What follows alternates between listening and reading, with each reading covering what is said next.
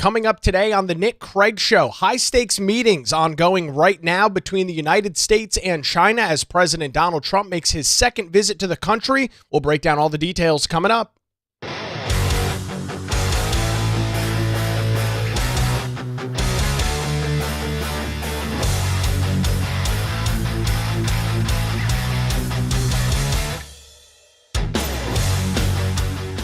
And a good Thursday morning to you. Welcome into the Nick Craig Show, streaming live this morning on YouTube, Rumble, X, and Facebook. Don't forget that you can take the show with you 24/7 on demand. It's real easy. Just search for the Nick Craig Show in your favorite podcast app. You can also listen online by visiting the website nickcraig.com. Our show this morning is brought to you by the Law Group here in Wilmington. For any legal questions or challenges you might be dealing with, visit them online, lawgroupnc.com, or give them a call, 910-251-6088.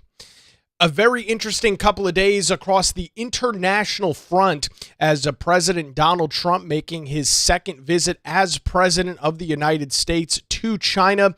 Bilateral meetings with the Chinese, receptions and dinners and meetings taking place over the last couple of days. The trip lasts until Friday, the president getting over there yesterday, so we're right in the middle of that trip right now. And there's a lot of questions about what exactly looks like success with a trip like this. Of course, brewing in the last couple of months, this major conflict ongoing now between the United States and Iran. What does that mean going forward for the relationship between the United States and China? Because here's a staggering number that I don't know how many people are aware of. 90% of Iran's oil is exported to China, which, you know, for those that have listened to the show and as we've walked through the conflict in Iran, which we're not going to heavily focus on today in any meaningful way. But there's been a lot of discussion about the Strait of Hormuz and oil being exported from Iran. Most of that is going to China. They heavily subsidize and give Iran a lot of advantages, provide Iran a lot of money, a lot of resources, a lot of tech in exchange for very cheap oil from Iran. And as we have seen over the last couple of weeks, the blockade that's ongoing in the Strait of Hormuz is meaning that Iran does not have the ability to export oil to China. And just like we are discussing here in the United States with increased oil and gasoline prices, I would imagine that the Chinese government is struggling with some of the same things, with the fact that, again, 90% of the oil exports out of Iran go directly to China, which leads into the broader discussion, which we're not going to get into today either, as to why there is so much frustration over the Strait of Hormuz, Iranian oil exports, when very little of that has a direct impact on America's energy stability and our ability to provide gasoline and oil to the citizens of the United States and to companies all across the country. But we'll kind of put a pin in that and hopefully pick up that conversation in the days and weeks to follow. A dinner taking place, a reception taking place today between the president and Xi, both of them giving a toast to each other, talking about the relationships. Xi talking about the importance of the U.S.-China relationship, talking about how he even used the words, obviously all of this through a translator, but used the words making America great again, and essentially saying in part that the United States can be made great again while China also wants to be great as well. And to me, listening to some of the analysis of this from individuals that are, 30, 40-year experts in U.S.-China relationships, they are continually making the point during this state visit by President Donald Trump that China is trying to put itself on the same level as the United States. That a lot of this, and I think some of this is backed up by the comments when you've got President Xi saying, yes, we are all in favor of you making America great again. China wants to be great as well. They want, and when I say that, we're talking about the Chinese president and the Chinese government. They want to be seen as an equal to the United States on the national stage. And in some respects, they are. In other respects, they are not. Here are a couple of comments from President Donald Trump speaking at this reception dinner in Beijing, talking about the relationship between the American and Chinese people, talking about how that is a long history. Here's President Donald Trump. The relationship between the American and Chinese people goes all the way back to America's founding. The first American consul to China, Samuel Shaw, arrived on the first American trading ship to reach these shores in 1784. The Chinese merchants had a name for the Americans. They called their visions the New People. 2.5 centuries later, that first connection has grown into one of the most consequential relationships in world history. And it's hard to argue with the commentary there from the president, the most consequential or one of the most consequential relationships in world history. Obviously, two dominant world superpowers, the United States and all that we have to offer on the international stage. Similar situation with China, more particularly for them in the manufacturing and technology sector, where, you know, if you go to any store here across the state of North Carolina or the country and lift up at the bottom of a product, you will likely see a sticker or an engraving that makes it very clear that said product was made in China, as the U.S. consumer, in large part, has become addicted to cheap Chinese products. And that is one of the major things that I would expect come out of these talks taking place in China, in Beijing, between President Donald Trump and President Xi Jinping of China, is the trade relationship, right? We learned just back a couple of months ago that the United States and China had agreed to put forth what was called at the time a temporary pause, a 1-year pause on the tariff relationship between the United States and China. And so the question is going to be, do we see a extension of that? Do we see that that continues long term? If you'll remember back, the United States, this was in October of last year, the Chinese president and the U.S. president agreed to a 1-year quote-unquote truce in which China resumed exports of rare earth products to U.S. firms and purchases of U.S. agricultural products. That, of course, is very relevant here in North Carolina.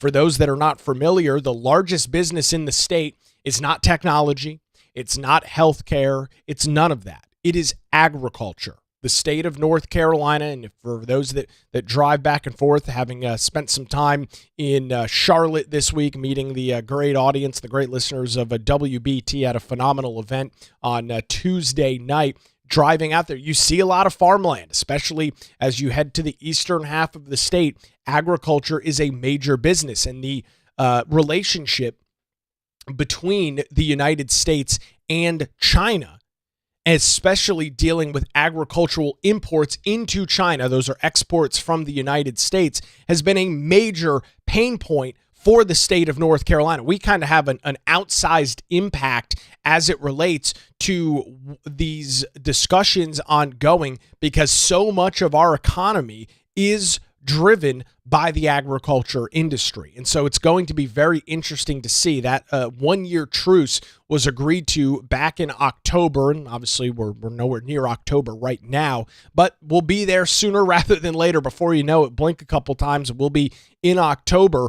Is something like that going to not only be extended, but will there be a more solidified deal? We just heard from, I just mentioned what the Chinese agreed to do to purchase U.S. agricultural products, export rare earth minerals on the U.S. side. It suspended its expansion of the list of Chinese firms subject to American export controls, as both sides suspended most of their punitive tariffs. I say most, not all, but most of their punitive tariffs back and forth. And so that would be a major win, not only for the U.S. economy, but for the economy here in North Carolina, if there is some sort of agreement moving forward on this on a more long-term basis. So that is one of the major things as it relates to trade. We know trade has been a major topic of discussion in this second the second Trump administration. Will we see some major movement on that in the over the next day or so as the president wraps up this trip in China? That has got to be one of the main ticket items for the U.S. delegation. We are continuing the coverage of President Donald Trump's second visit to China. They did it in his first term as the 45th president of the United States back in 2017. Another visit taking place now here in the middle parts of 2026. A bunch of high-stakes meetings, a group of U.S. business leaders also in attendance for this trip. The NVIDIA CEO is there. Elon Musk is there. Tim Cook, also known as Tim Apple by President Donald Trump, is there. Major U.S. businesses, major U.S. technology firms in coming alongside the U.S. delegation. Of course, Scott Bassett is there as well, leading a lot of the discussions over trade, over the economy with the Chinese delegation as the U.S. and China try and figure out what the relationship looks like moving forward. President Donald Trump talked about, again, some of the foundations here, the long-standing history between the United States and China. This is what he talked about centuries of this ongoing relationship. And across the centuries, this mutual esteem grew into a relationship that reflected the tremendous talent and potential of our two people. Chinese workers helped lay the railroad tracks that connected our Atlantic coast to the Pacific. American travelers to China helped spread literacy and modern medicine. And at the request of China's ambassador, it was President Theodore Roosevelt who provided the funds to establish President Xi's alma mater, Tsinghua University. That's President Donald Trump speaking in Beijing earlier this morning as this trip continues. China, the time zone, they're 12 hours behind the East Coast time here in North Carolina. So obviously a very big time difference. A lot of the major discussions and conversations happening very early U.S. time, as that 12-hour time difference does exist. In the speech, or in the toast, that's what the back and forth was between President Xi and President Donald Trump. Right around 6 o'clock this morning, the president announced that he has invited the Chinese president to visit the White House later this year. And obviously, if this comes to fruition, this would indicate, at least from my vantage point right now, this would indicate a much stronger relationship moving forward with the Chinese president and the Chinese government. Take a listen. Thank you again, President Xi, for this beautiful welcome. And tonight it is my honor to extend an invitation to you and Madam Peng to visit us at the White House this September 24th. And we look forward to it. And I'd now like to raise a glass and propose a toast to the rich and enduring ties between the American and Chinese people. It's a very special relationship. And I want to thank you again. This has been an amazing period of time. Rich and enduring ties between the U.S. and Chinese people, in larger part the U.S. and Chinese government, two major international superpowers, as you just heard there from the president. The date on that could be, is expected to be sometime late September. The 24th is the date that has been thrown on. Obviously, that is subject to change, but sometime in late September, which of course from a time standpoint, relatively close to the midterm elections coming up in early November of this year. The fact that the Xi Jinping is potentially and likely will visit the United States sometime later this year, I think marks continued success in this relationship. And so, you know, I don't know that after the president, wheels will be up Friday and the U.S. will be heading back to the United States. I don't know necessarily that we're going to see major strategic breakthroughs in a lot of the things that we're going to discuss. And of course, a lot of it is is trade and the economy. Obviously, yes, the war in Iran as well. I think a lot more of what we'll probably see is what I'll describe as, let's call it tactical gains. Right?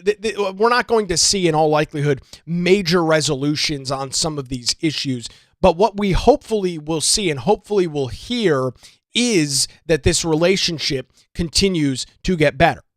That the relationship between the President of the United States and the President of China, and then by extension our two governments, the Chinese government and the U.S. government, continues to be better, continues to heal in some part. Because yes, there has been some pretty significant animosity between the United States and China, right? You saw the previous administration here in the United States, Joe Biden, who of course did not visit China, did not have many conversations. I'm not even sure if he ever even spoke to the Chinese president in the 4 years that he was in the Oval Office.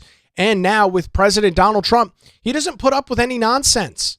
You know, I have said many a times, the greatest thing about the Trump administration, the one of the greatest things that we have seen is the ability for the president to not bow down to foreign nations, to foreign entities. And it has become, unfortunately, too common over recent administrations that the United States just kind of falls in line with what China wants to do. And the president of the United States, and I feel very confident that the Chinese president knows this as well, Trump doesn't play that game, right? Look at the Iran war if you need an example. There's already been multiple deals on the table that the president could have agreed to. He has chosen not to. Why? Because the deals suck. Because the deals do not substantially move forward progress as it relates to Iran. He is not gung-ho and just ready to agree to any sort of deal that is made. No. He wants to make a good deal for the United States. And if a good deal is not proposed, he has no problem walking away. And that is one of the major talents that the president brings to the equation that we have not seen out of previous administrations. And I would argue in large part we haven't seen because you never have a deal maker. You never have a private businessman or woman in the position like President of the United States. It's people like Joe Biden, who spent their entire lives as a government employee or an elected official. His business acumen includes being a lifeguard at a pool and driving a bus, allegedly, or a tractor trailer, whatever he claimed that he was doing before he became a member of Congress. Right? There's no business experience there. There's no deal making there. And yes, the deals that you make in government, it is nothing like what goes on in the real world, in real business climates across the United States and the rest of the world. And that is one of the major comparative advantages that the president of the United States brings to these high stakes negotiations, whether we're talking about Russia and Ukraine, whether we're talking about Iran, or now talking about China, with this trip, not only from the president and many of his high-level officials, but major business leaders from across the United States and the rest of the world as part of this visit, trying to hammer down and nail out new details in the ongoing relationship between the United States and China. If there is not a good deal proposed, the president is not just going to agree to it so he can say, hey, look at this. We agreed to a deal, even though it's a bad deal, even though it's not going to give the United States what it needs. We're just going to agree because we don't believe we can do any better. We have seen this time and time again over the last 10 years watching President Donald Trump in and out of office. If a good deal isn't proposed, he has no problem of wiping his hands clean of it and just frankly walking away. We'll get into some more of the expected conversation and discussions from the president's trip to China coming up here in just a couple of minutes. But before that, I want to tell you about the law group here in Wilmington and thank them for their continued support of the program and remind you that when legal challenges arise, make sure you put your trust in the law group. Going all the way back to 2003, their experienced attorneys have provided high-quality, affordable legal services across the eastern half of North Carolina. Whether you're facing a divorce, navigating a real estate transaction, or maybe you're in a position where you need a strong defense, no matter the issue, the Law Group has your back. Their dedicated team ensures your questions are answered and issues are resolved as quickly as possible. They're located in downtown Wilmington and just a phone call away at 910-251-6088, or you can visit them online at lawgroupnc.com. That's 910-251-6088 or online at lawgroupnc.com. It's the Law Group. Experience and dedication you can rely on. We appreciate Melissa Gott and her team's continued support here of the Nick Craig Show. Quick break, more on the China trip coming up after this as the Nick Craig Show continues, streaming live this morning, YouTube, Rumble, X, Facebook, and available 24/7 wherever you get your podcasts.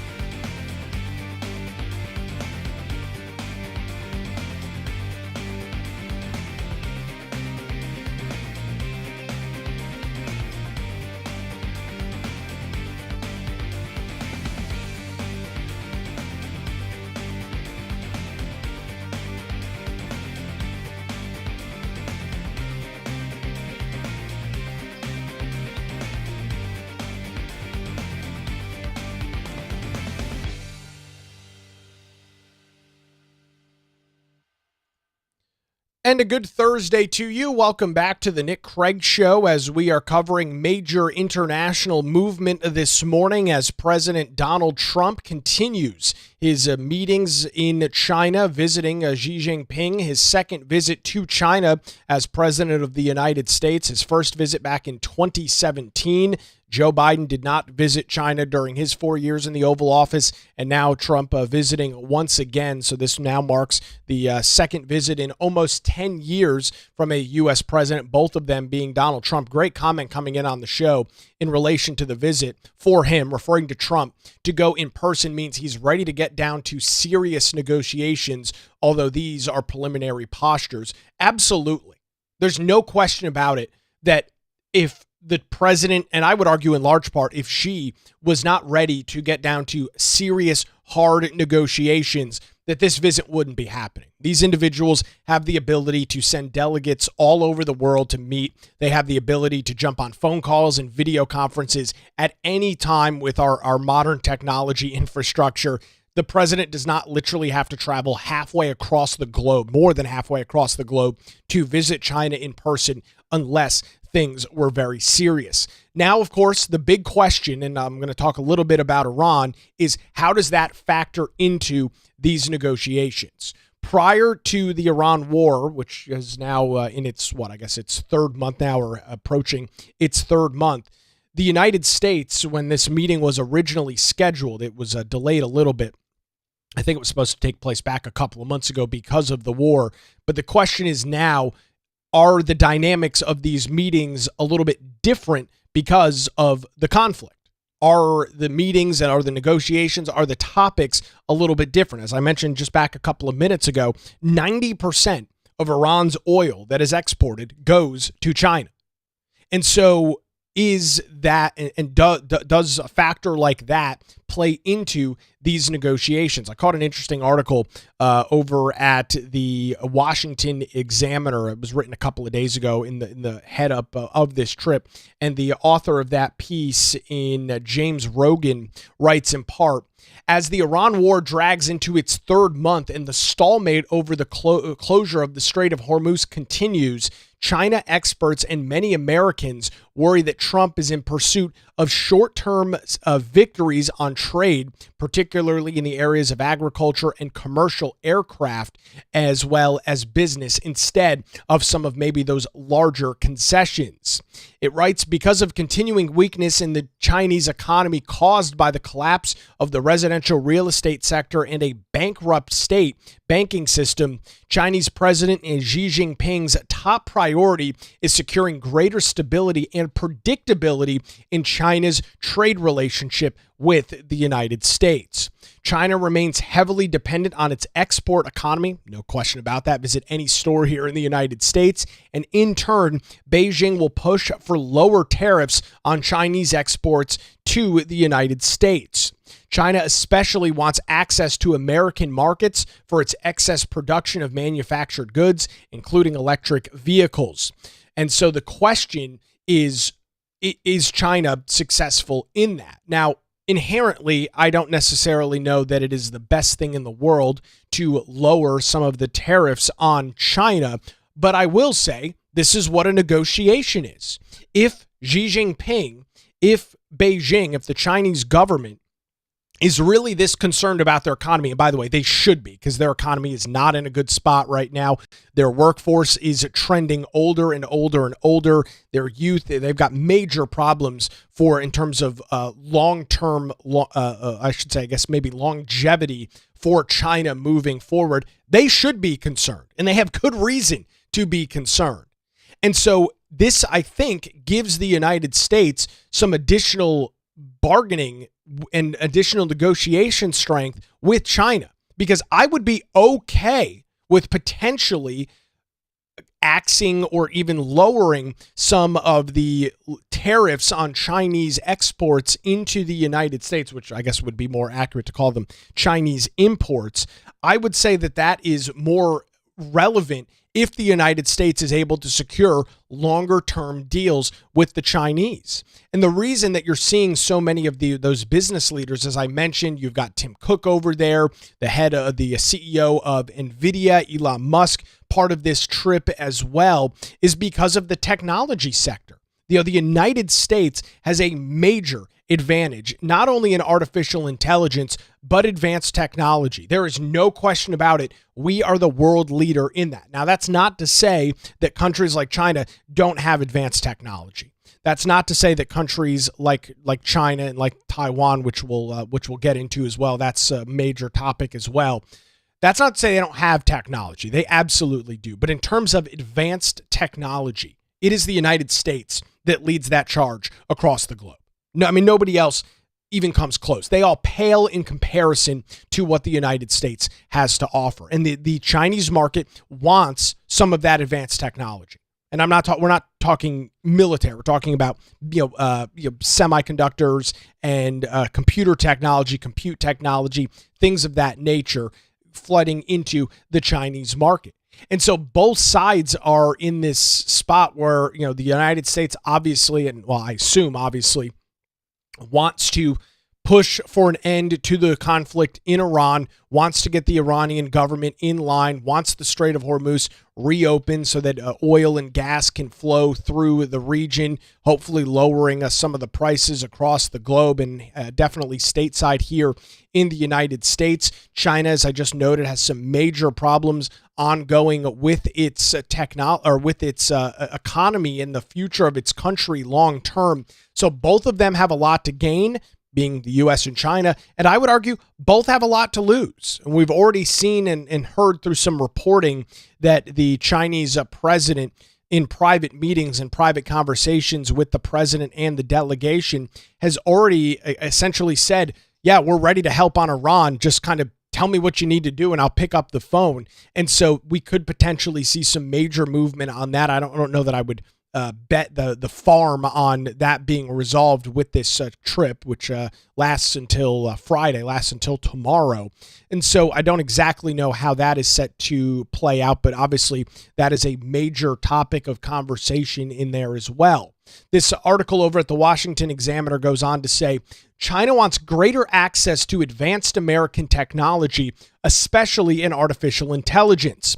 Beijing publicly claims it does not need NVIDIA's most advanced accelerated computing technology. However, Chinese companies continue to go to great lengths to smuggle NVIDIA chips into the country. China also continues to steal American intellectual property and technology.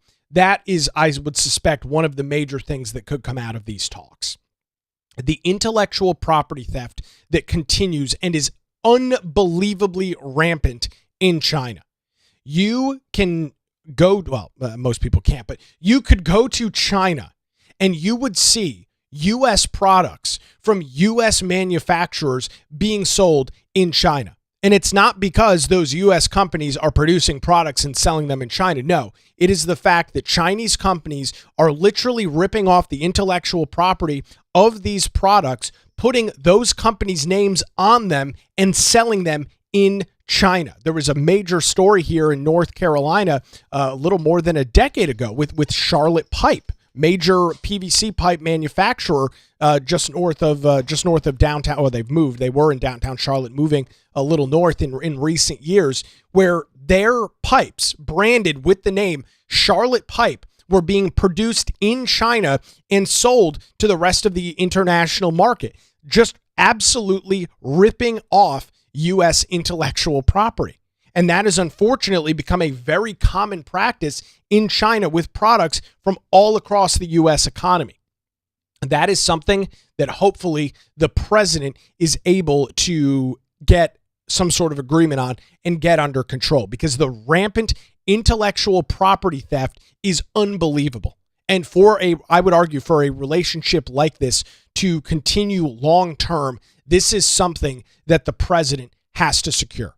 That he needs to be abundantly clear to Xi, we'll let U.S. products into China. Then you need to stop ripping off American companies, stop ripping off American intellectual property, and allow these companies to sell in China. So that could be another major topic of conversation between the two leaders. Comment coming in, yeah, they've been stealing patented ideas for years. Who knows what's true with China? I've heard crazy things about them the last few years. That's a very good point as it relates to this discussion moving forward. As we round out the discussion, and obviously things are very dynamic, things are moving as the United States and President Donald Trump in Beijing right now for a 3-day trip of meetings between President Trump and Xi, other individuals, Scott Bassett, U.S. business leaders, Elon Musk, Tim Cook, and others, meeting with Chinese officials, trying to hash out what does the international economic relationship look like between the United States and China in the years to come, in the months to come. The discussion over what China is dealing with long-term remains interesting. Great comment coming in on the show. Who knows what is true with China? I've heard crazy things about them these last few years.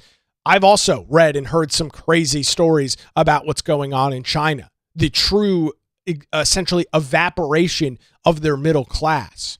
Their workforce that is getting older and older by the day, and the younger generation that is not stepping up. And in large part, that was due to some of their population control policies in China over the last couple of decades that has put China in a very, I would argue, if what I've read and some of the accounts that I've heard are accurate, which I believe in large part they are, puts China in a very serious problem in the years to come, in the decades to come, if they do not get control of their domestic economy, which I think is safe to say they do not have right now. I mean, you've got these, ghost cities that exist throughout China, where you've got Chinese workers building these major apartment complexes, building entire cities that are vacant, that nobody is living in. I mean, that's why they're called ghost towns, because literally nobody lives there. It is a very odd place.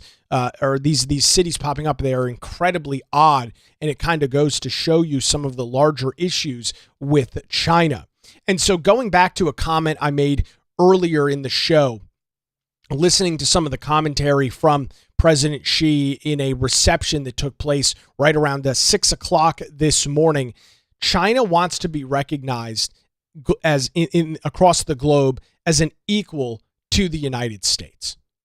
They want to be in and seen in the conversation as the same thing as the United States, a major country with major military strength, with a strong economy that is the major discussion across the globe when it relates to a variety of issues, and I would argue most issues. And so China is trying to, and I would suspect a lot of what you're seeing is they're trying to demonstrate to both its people, its domestic audience, and then, of course, the broader world, that China and the United States are essentially co-equal superpowers across the rest of the globe.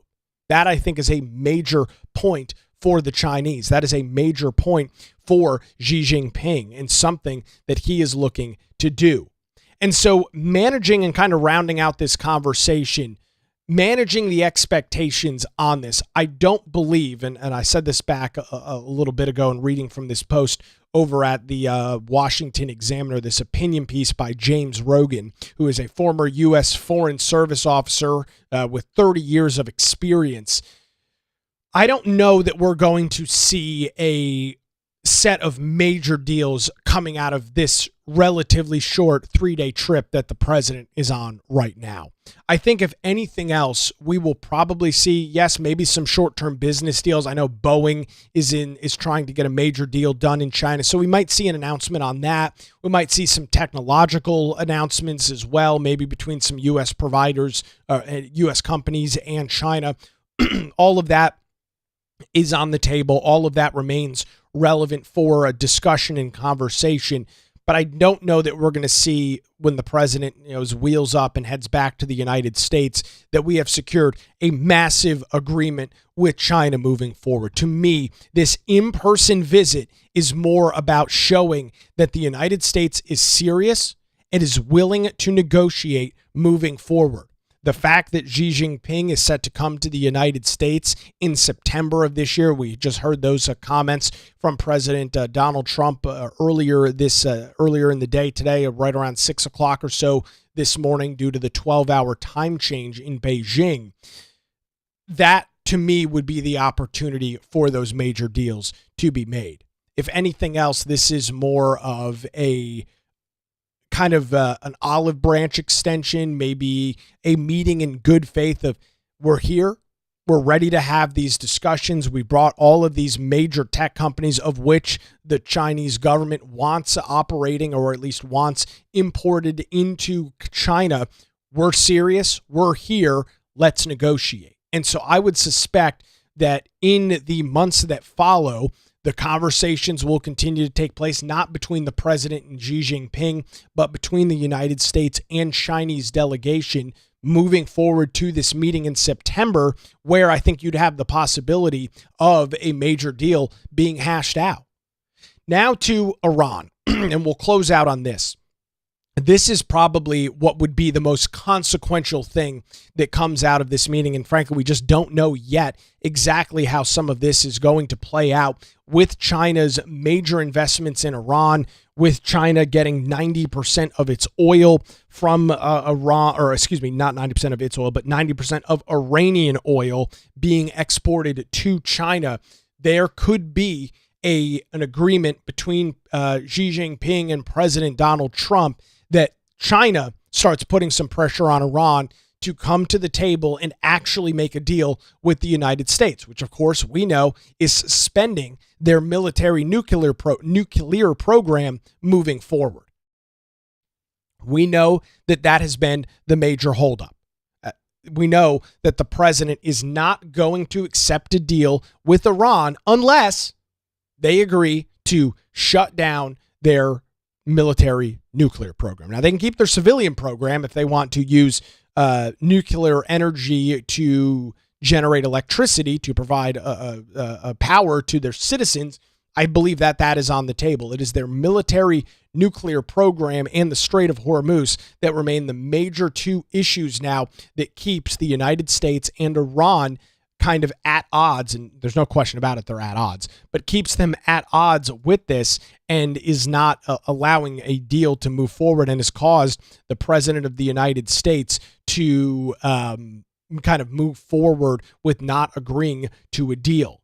And so, some of the favorable outcomes, some of the best things that could come out of this would be, as I mentioned, some of those export controls, especially here in North Carolina, as it relates to, or those would be import controls into China, which would allow the China to have access to U.S. agricultural products. Major support there, agreeing to kind of maybe help broker some sort of deal between the United States and Iran and some of the other countries in the nation or across the world with Iran to move forward with this. And some of the things that would not be great to see, that the United States slows, pauses, or rolls back some of its export controls, that the United States shifts its position on Taiwan. We know that that's a major point for China. We've already heard some rumors from some of the closed-door meetings that Xi Jinping has already made comments about Taiwan, trying to get the United States to step off of the concept that Taiwan remains and should remain a free entity. That would not be beneficial for the United States and for, I would argue, the rest of the world. I don't think that is likely. I can't imagine a situation where the president kind of shifts the U.S.'s stance on Taiwan closer to China and further away from Taiwan. I just don't see that being a high likelihood on that. But nevertheless, that's why these meetings take place. That is why these conversations are happening. How major are the deals? How major are the agreements coming out of this meeting? That does remain unclear as of right now. We might see and hear more about that tomorrow in the final day of this trip. If not, I would suspect come September, just months ahead of the midterm election, when Xi Jinping and his wife are set to visit the White House, visit the United States, that we might actually be able to pen some of those deals and move forward on them. We'll keep an eye on all of the international details and this trip right here on the Nick Craig Show. Well, that's going to do it for a Thursday edition. Thanks to the Law Group here in Wilmington for their continued support. Visit them online, lawgroupnc.com, or give them a call, 910-251-6088. The Nick Craig Show streams live weekday mornings, 7 a.m., YouTube, Rumble, X, Facebook. Also available 24/7 in your favorite podcast app, and is heard weeknights, 9 p.m. on WBT Radio in Charlotte. Enjoy your Thursday. We'll do it again tomorrow morning right here on The Nick Craig Show.